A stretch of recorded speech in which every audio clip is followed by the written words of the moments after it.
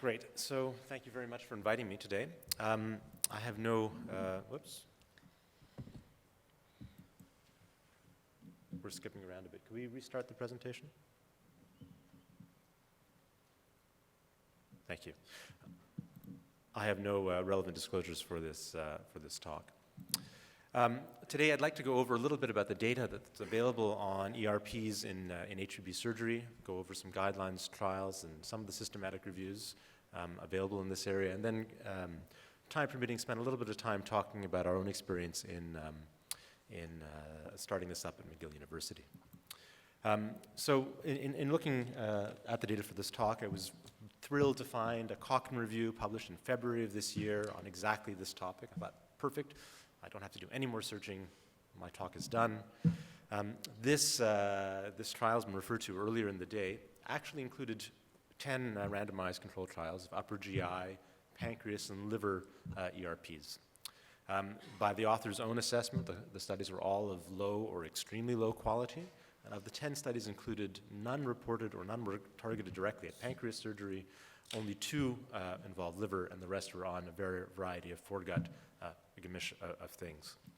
The authors nonetheless concluded that there is some evidence of decreased length of stay in the implementation of ERPs in this broad category of surgeries, and that further trials are needed. So it's one of those Cochrane reviews that's not terribly helpful to us, one of those sort of garbage in, garbage out kind of Cochrane reviews. So I was disappointed and decided I'd go back and look. Fortunately, they are not the only authors to have attempted to do a systematic review in this area, and I'll go through a couple of the other ones. So this is an older paper, 2011. 3 liver trials, 4 pancreas trials. Each of the trials that were included have around 100 patients or so in them. They concluded that ERPs and HPB surgery are safe and effective, reduce length of stay, and they're the only people to conclude that based on the preponderance of evidence around ERPs and other settings, there is no need to do further trials of ERPs and HPB surgery, which I thought was an interesting conclusion. We have another 2014 Stephen Wigmore's group, 11 studies, only 2 of which are randomized controlled trials, again showing decreased length of stay. And they bring up the interesting point that much of what has been done in ERPs is in the colorectal world. And we have sort of just borrowed everything that colorectal surgeons do and tried to apply it in other settings. We don't know if there are some specific elements in HPB surgery that might be important. And I think that's one of the areas that needs further research. This is from one of Dr. Kranick's colleagues in Toronto, a systematic review in the evidence around pancreatic surgery in ERPs, included 10 articles and 4 systematic reviews in their review. What was interesting about this study, and is worth a look, is that for each of the studies, they listed the ERAS elements that each study looked at. So you can actually compare for the first time in one of these systematic reviews what people were actually doing in their protocols in their institution. They also concluded that it's safe, effective, and decreases length of stay, but that overall the quality of the data is reasonably poor. And if we think of what kind of data we're looking at, we're really looking at before and after case series. That's what most of the ERAS and ERP data, certainly outside of colorectal, is. A somewhat older British paper, 10 papers, safe and effective, again concluding that HPB elements should be studied. A Chinese paper with basically the same findings, 9 RCTs, 5 case series, safe and effective, decreases length of stay, cost for the first time mentioned here, and overall complications in this one. This is from JOGS of 2015. This is a systematic review, and you'll recognize some of the authors if you know anything about the ERAS Society. Cornelis de Jong, Christopher Lassen, and Marielle Coulson being very involved in the ERAS Society, and put together a systematic review of the liver protocols done to date. This is from 2013. They included 6 studies, again concluding that this is safe and feasible, decreases length of stay, but focusing on the fact that we need to have better studies and really report on the ERAS elements, what we think is important within that. So we've got at least 7, possibly 8 or 9 systematic reviews. They all involve or summarize 6 to 15 different studies. most of those studies were included in most of the systematic reviews. So there's a lot of duplication of data here. It's not like there's new data coming out again and again and again. The only one that didn't include the studies that everybody else included was the Cochrane review, and I'm not sure why they came to their inclusion criteria. Most of the studies consistently show a decrease in length of stay, and that's pretty standard for any domain in which you decide you're going to put an ERP because you're targeting a discharge date. So guaranteed, pretty much, if you don't have an ERP in place, if you put one in place, you're going to decrease your length of stay. Safety and feasibility in terms of we haven't seen in any of these studies increase in readmission, increases in complications, and it's feasible to do even in what we generally consider a very complex group of patients. In the HPB world, there are very few randomized controlled trials in this area, and so we don't have that data to base ourselves on. It's mostly, as I said before and after series. So we'll look at a couple of those that I came across. Again, we'll come back to De Jong and colleagues. This is the study that was done on behalf of the ERS Society, looking at an enhanced recovery pathway for liver resection. What's really good about this is that it actually tells you what it was that they did. So it's not I did an ERP, but these are the elements of my ERP broken down by post-operative day, which I think is really important if you're trying to implement one yourself. You need that information. They decreased their length of stay in the study from 6 to 8 days as a median without increasing complications or readmissions. So a good BJS paper that's clearly worth a read if you do liver surgery. We'll look at more recent things. This is from the MD Anderson group, published in December of last year, looking at their patient-reported outcome tool, which is a validated tool, as a way of assessing how well their ERP was implemented. And they also were able to show decreased length of stay, decreased complications, but actually looked at patient recovery and saw that in the ERP group, their patients had a faster return to baseline function and a quicker return to other therapies. So the patients were able to get back on their chemotherapy after the resections sooner in the context of colorectal cancer mets. So an interesting study, and for the first time, a North American study in this area that I came across. Not to be outdone, of course, the Johns Hopkins group has also looked at this, and this is a study that was quoted by one of the earlier speakers, looking at provider perceptions of these ERPs. And again, they were able to show decreased length of stay, decreased institutional cost. They commented on decreased narcotic use with the implementation of an ERP. But overwhelmingly, the providers were surveyed about this, and you saw some of that data earlier, and the providers overwhelmingly bought into this concept. In pancreas, what's interesting is that the ERS Society has not actually published a guideline for liver resection, although way back in 2012, they put together the first guideline for pancreaticoduodenectomy.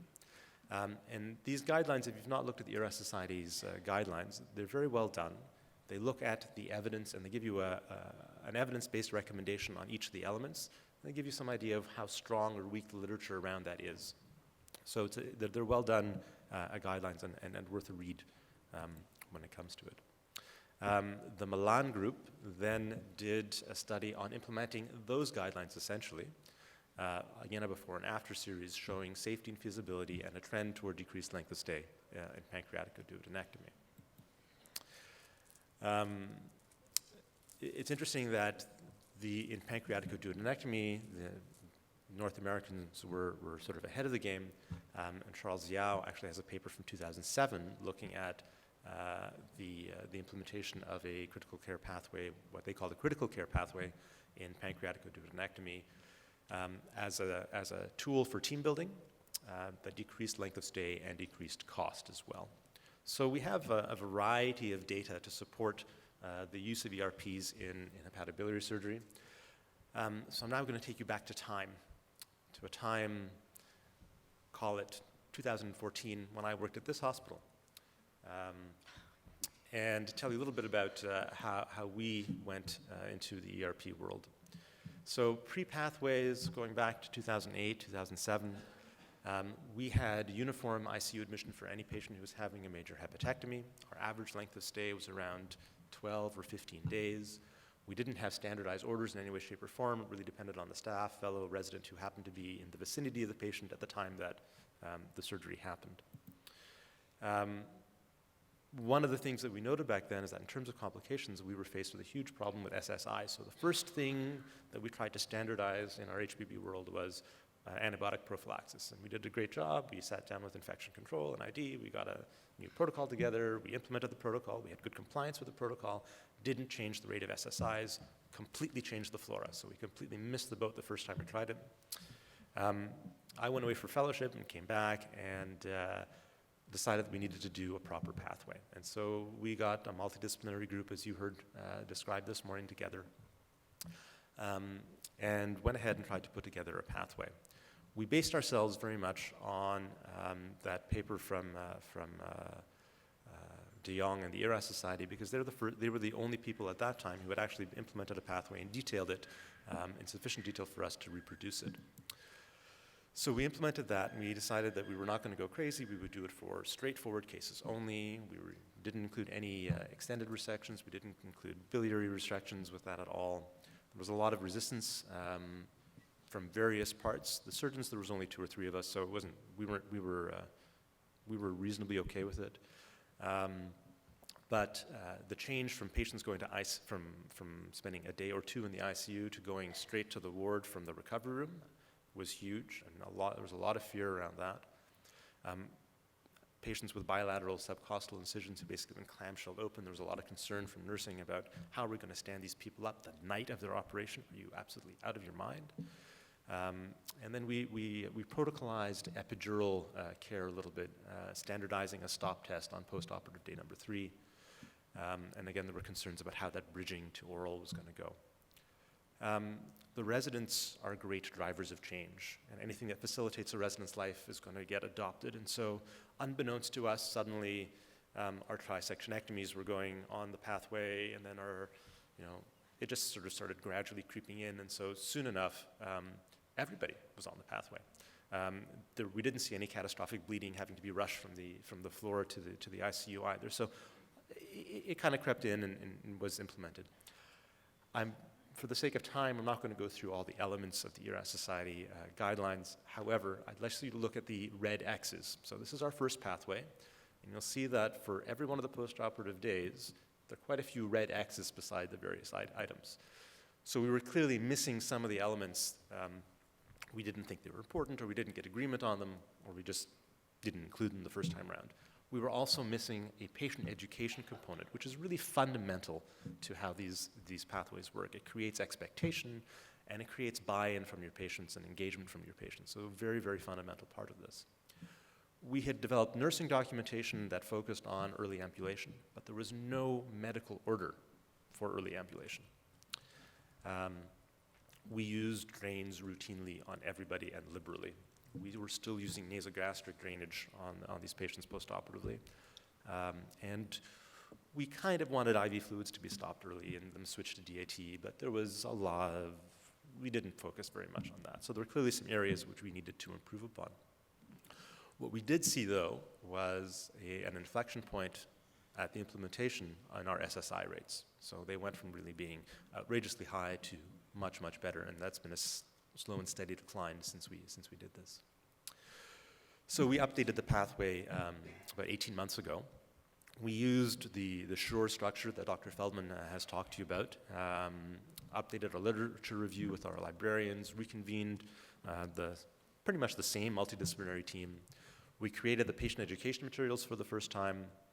We put greater focus on the ERAS elements, which hadn't really changed significantly from those 2008 publications.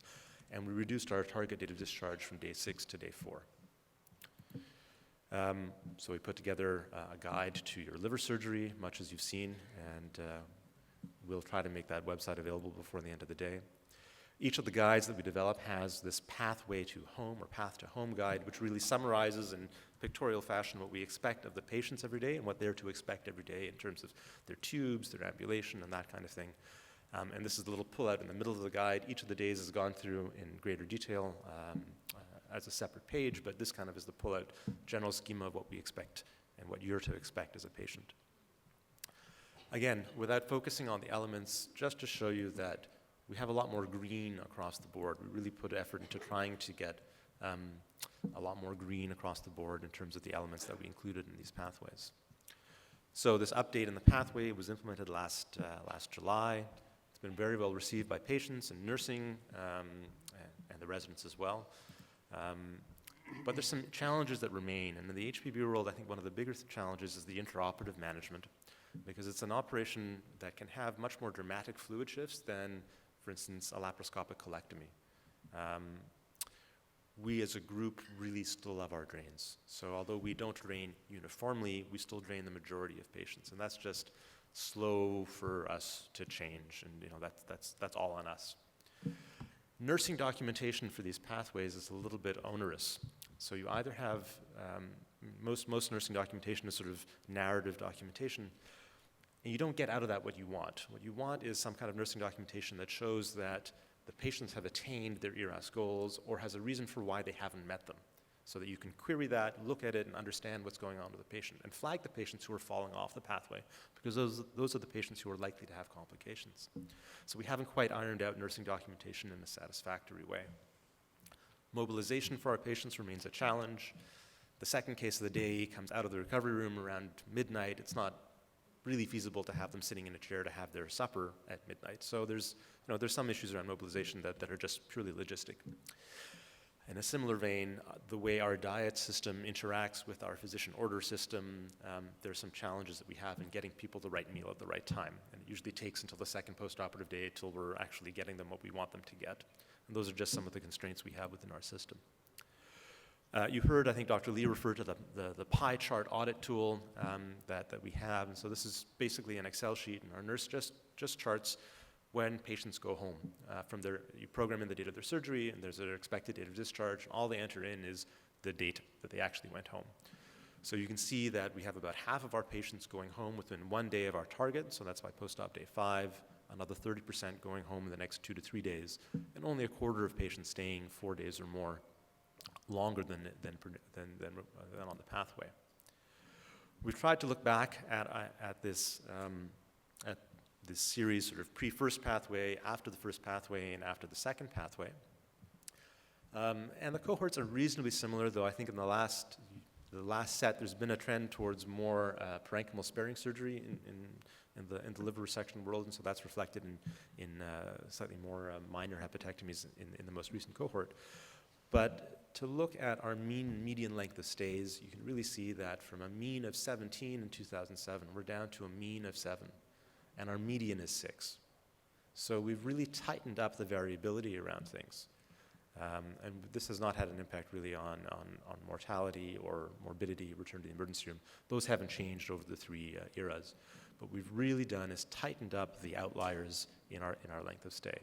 And probably this means, I'm hoping that this means that we've had some impact on major morbidities. But one of the things that an enhanced recovery pathway will do is take away provider-to-provider variability in the way you take care of patients, so that everybody is getting the Johns Hopkins way or the McGill way, or however it is, the way of putting a pathway together and taking care of a patient. So this is where I work now. We moved, and it's not just because of the move that we're getting better, I hope. Thank you very much. I'll be happy to take questions as part of the panel.